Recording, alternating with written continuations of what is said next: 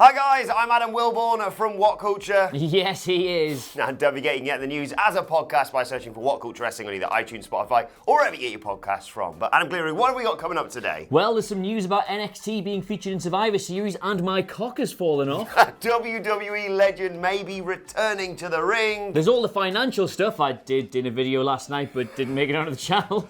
But first, this is the news. That doesn't work. I know. Wait. Not in the mornings. We are running late, but sounding and looking great, all thanks to Dave Meltzer. And rain. Yes, because we've been waiting around to see if any developments would continue with this story that He assured us, stand by, I, Dave Meltzer, will be recording a podcast on this breaking news story, so we thought, well, no point jumping and doing the news now, we'll just wait an hour and it comes out, and it comes out, and he goes, I don't know, yeah. I'm sure he'll go into more detail than what he said in his tweets. Oh no, he's gone into less detail. So yes, SmackDown tonight could well be in chaos as a result of Crown Jewel. Now, of course, Crown Jewel last night, show, that was a thing. It happened. The Fiend Crown Champion, which we'll get into in a second. But, yeah, SmackDown's looking a bit dodgy because they anticipated that they'd be able to fly all their... Sorry, can I just stop you there? SmackDown is in chaos. SmackDown is looking a bit dodgy. It might be a predominantly women's show. Well, yeah, you're showing your arse here, mate. What I mean by that is they should have done that from the beginning if they just said, we're basically going to have an Evolution 2 on SmackDown. But instead they said, no, Roman Reigns will definitely be there, so will The Fiend, and we don't know whether or not that's going to happen.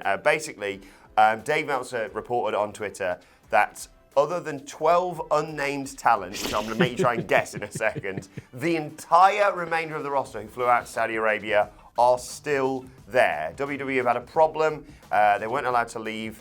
20 people managed to leave, of which 12 of which were talent. This was a few hours ago. He tweeted, it's a 14-hour flight. SmackDown starts in 17 hours. So yeah, unless they're on the plane now, they ain't going to be there for the start of SmackDown. There was some claims or rumours that it was a mechanical issue with the plane or a geographical issue, weather issue, whatever. It's none of those things. Why has he done this? Why has he narrowed it down without saying what it is? Is he not at liberty to disclose? He's playing 20 questions with the real reason why they're stuck in Saudi Arabia. Oh no, burned by our own favourite headline. Oh, this is disastrous. This is almost like something that could have very easily been predicted before organising this show, because travel is indeed chaos all the time. And if you've got basically a 3-hour window for a 14-hour flight, it can go wrong for the space of 3 hours, and then you have given yourself an undoable itinerary. Maybe, just maybe, come up with a contingency for this, literally do another version of Evolution. Yeah, completely. They probably are going to do it. There are still talent that they could use on the show tonight that is still in America. Sami Zayn versus Daniel Bryan. Just have them wrestle for 40 minutes for me. Yeah. But it's just inexplicable that they've booked all this talent for the next day's show. I realise they do this all the time with their pay-per-views and Raw, but that's getting to the other side of the country. Yeah, they don't often involve a 14-hour pan-continental flight. Yes. Yeah, it's not. This is such a WWE thing to happen because it's just so obvious. You can foresee the pitfalls in it from a mile away, and you can just predict this happening a mile away. But yeah, should we guess who the 12 talents are? So let's not forget, Brock Lesnar had his own private plane. Bear in mind it'll be 13 as well, because obviously Vince will have Lacey Evans sitting on his knee. There's rumours claiming that Vince hasn't flown. There's genuine rumours that he's staying out there to try and figure things out. What is he going to do, shout at the plane? I don't know. I'm Vince McMahon, damn it, get in the air. Yeah, Roman, surely. Roman, The Fiend, he's got the title. The Fiend, yeah. What do you make of him as Universal Champion, by the way? Why? I'm glad that I got one of the outlandish rumours on Last Minute Rumours right, basically. That's why I'm happy.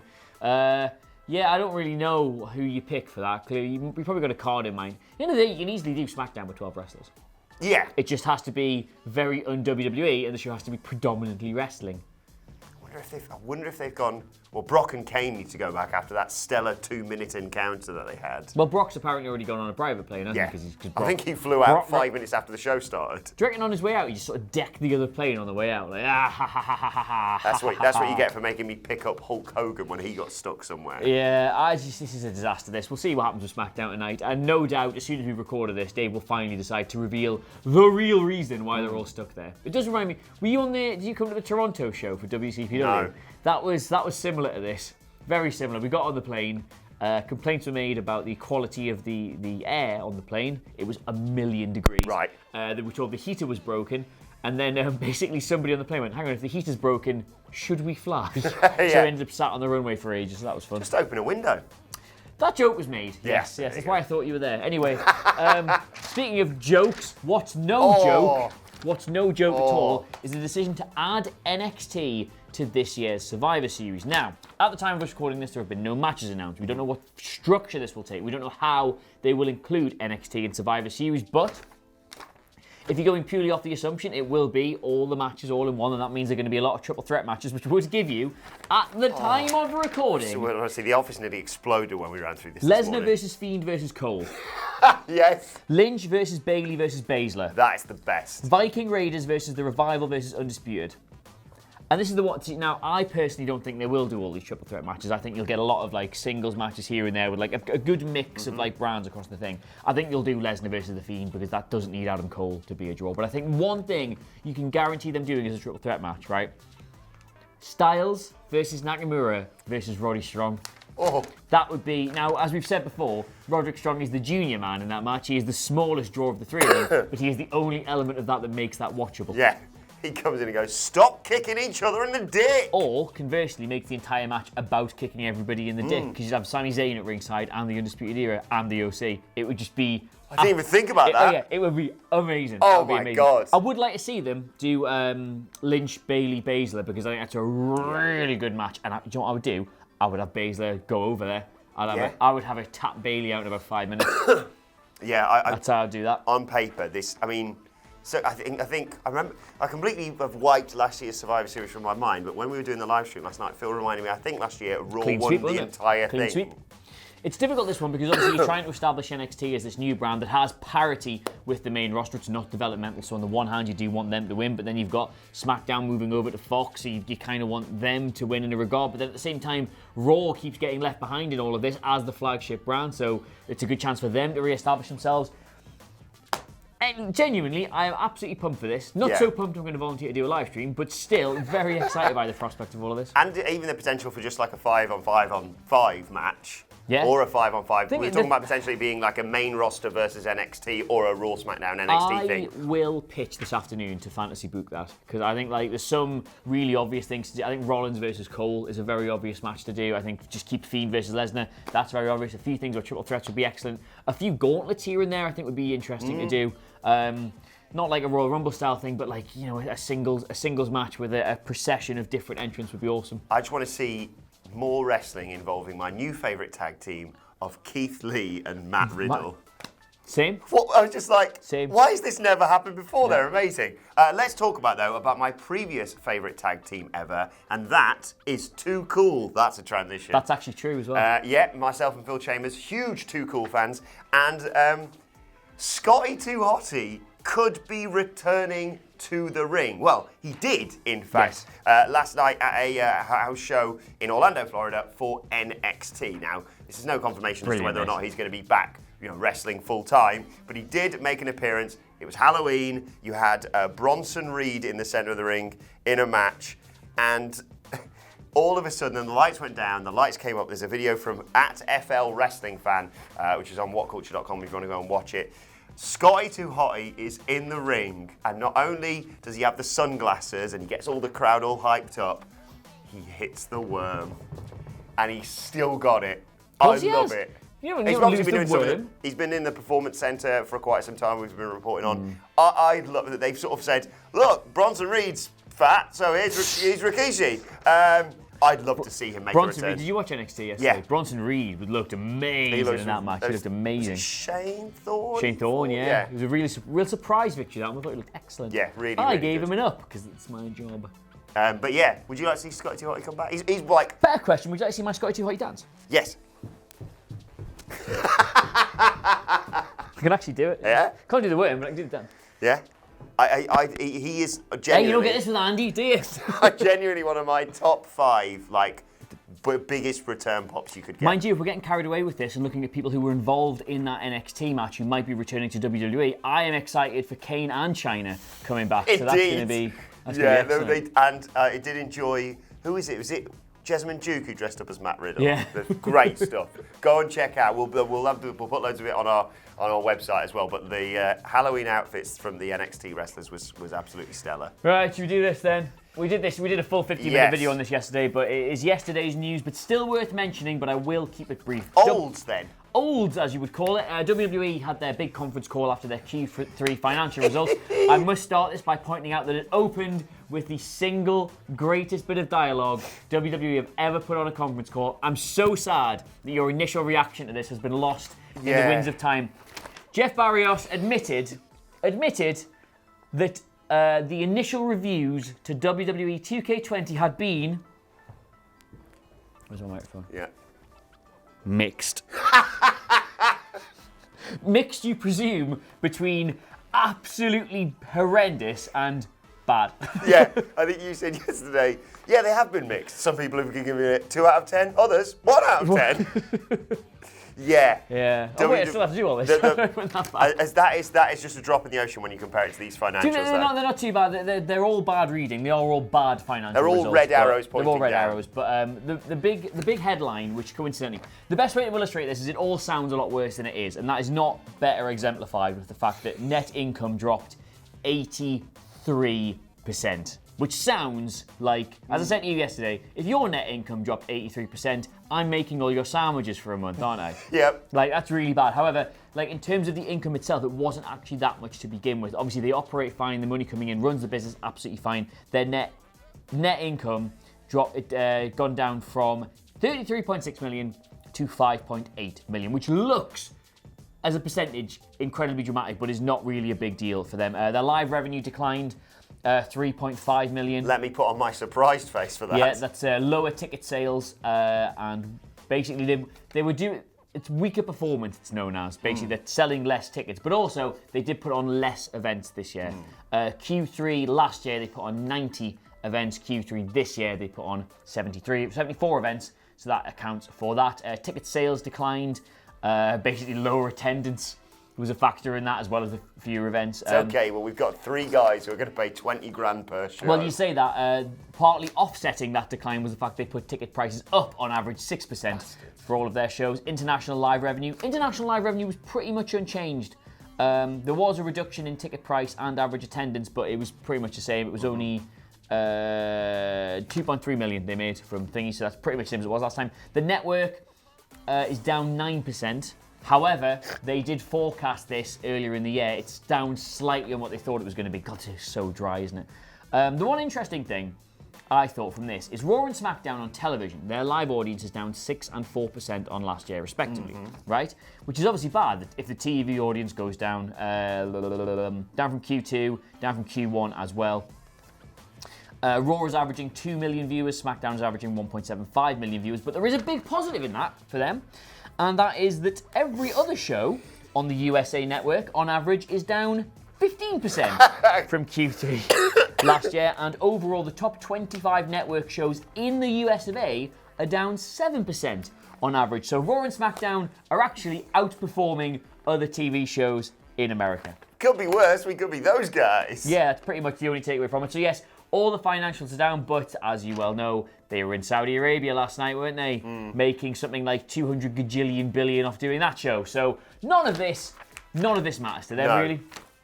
And yeah, I love the fact Vince just said a statement where he just said, "Hey, it's mixed. It's, you know, generally pretty good." They also asked on the conference call. They also asked him specifically why Bischoff got canned, and they refused. They declined to answer, and simply said, "We're very happy with the changes that have been made."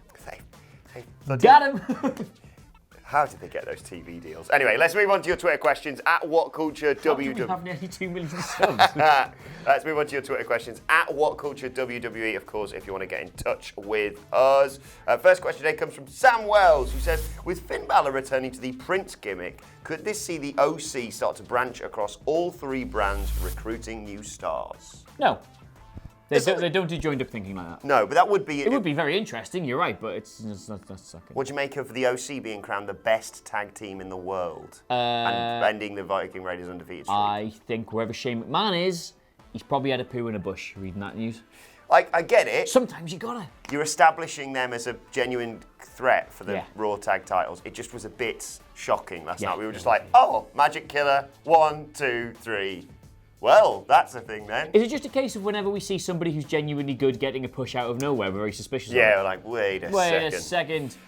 Second question today comes from Jason Sawatka. Hope I got that right. Jason says, with only 4 matches announced for Full Gear so far and only 1 more episode of Dynamite before the pay-per-view, how many more matches do you see them announcing for Full Gear? Do we get Goldust versus Sammy Guevara or even Jake Hager, perhaps?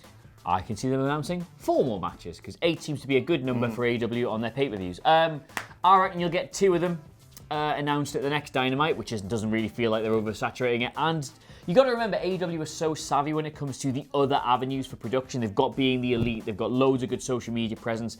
They've got a really good network deal. I can see this getting announced in other outlets over the course of the week. And I don't know, it looked like they were going to set up Goldust versus Hager, but is that the first match back for him? Is that the marquee match? I would keep him off TV for now.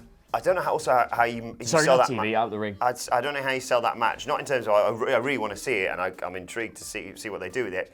But surely in storyline they've just broken Goldust's hand. Yeah, I wouldn't do it personally. I think AEW do such a good job with their ex-WWE talent. However, I think doing matches which are just ex-WWE guys it's got to be like Moxley Pac level of interest to make it worth it. One match I would suggest that they could well have, which is not my suggestion, it's Andy Murray's. It's Santana and Ortiz versus the Rock and Roll Express. I heard they were going to do that. Well, 'cause didn't a lot of people think they were going to put the tag titles on them so they could do that match? Possibly. Let's do it anyway. I can't believe that. Only 60 odd. IMHO. 60 odd and Ricky Morton just bumping through the stage. Ridiculous, incredible. Right, final question today comes from Adrian Flores. No daft names, so I can't do my gimmick. At That's What He Said on Twitter. To Mr. and Mrs. That's What He Said, a son at... Adrian Flores says, do you think Raw should do away with Jerry Lawler? Yes. Since he seems dated compared to the current product, and who would you replace him with? Well, this is the thing. As with a lot of things in WWE, Jerry Lawler should absolutely have been replaced years ago by somebody who is just as good, if not better than he is, but younger, better grip on the current industry, not a rampaging sexist as well. So, like, the reason they don't do that is because there isn't anybody. The reason they're so dependent on like legends coming in and like these big pops they get from like when Austin comes back or getting The Rock back for the first SmackDown, the reason they're so dependent on it is because they haven't made stars of that caliber since then. So Jerry Lawler, he should have retired. He should have gone back to Memphis to squeeze the arse of women working in canteens whenever they're not looking. But no, he needs to stay on the product because genuinely, he's one of the best things they got. Yeah, if I had to replace him, I'd bring Nigel McGuinness up. I think Nigel's fantastic. I think the thing is, I agree with you, but I don't think Vince wants to hear a British accent on Raw and SmackDown. No. Right, let's move on to today's and finally, and a quick shout out to your friend and mine, Will Ospreay, who's having a lovely time over in Japan, because he tweeted this 8 hours ago. I mean, he's probably not having a lovely time right now. Not this morning, no. He tweeted, have you ever been drunk to the point you eat ice cream off Ishii's head? No, you haven't, because you're all normal human beings. Me, on the other hand, I'm a train wreck. Yeah. I've met Ishii. Yeah, I was his personal security. You were, yes, that's right. Don't worry, Mr. Tomohiro. I've got it all covered. Yeah, many things crossed my mind to do while I was in his presence, like get a funny photograph, ask him for some advice, just have him punch me to see if I could take it. Eat ice cream off his head? No. Someone get me a photo of that, Go on. please. What flavour? What flavour does Will Ospreay eat off Ishii's head? I think mint choc chip. That's good. I wanted a pun. Oh, sorry. I haven't got one, so. There's a job for you guys in the comments below. A funny Ishii wrestling pun. Scream. No. Ishii Scream. The aerial... No, we'll leave it with us. We'll be back in the afternoons probably with more updates on this tell you what, situation. you should go to WWE and have a nice big scoop of caramella. Let us know your thoughts And he's back Monday. your thoughts on that and all of today's news stories in the comment section below. Don't forget to like, share and subscribe to WhatCulture Wrestling on either iTunes, Spotify or wherever you get your podcasts from for daily wrestling podcasts. Plus you can send us your Twitter questions at WhatCultureWWE and follow both of us. You can follow him at Adam Cleary, CLERY. Follow me at Adam Wilborn. Follow us all at WhatCultureWWE. My thanks to Adam Cleary. Thank you for watching and we will see you soon.